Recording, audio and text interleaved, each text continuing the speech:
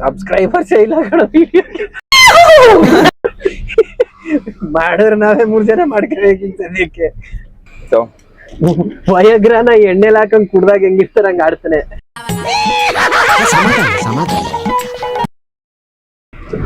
ಗಾಡಿಗೆ CC ಹೆಂಗಿರುತ್ತೆ ಇವನ್ಗೆ BC ಅಂತಿದೆ. ಆಪರ್ಚುನಿಟಿನೇ ಸಿಕ್ತಿಲ್ಲ.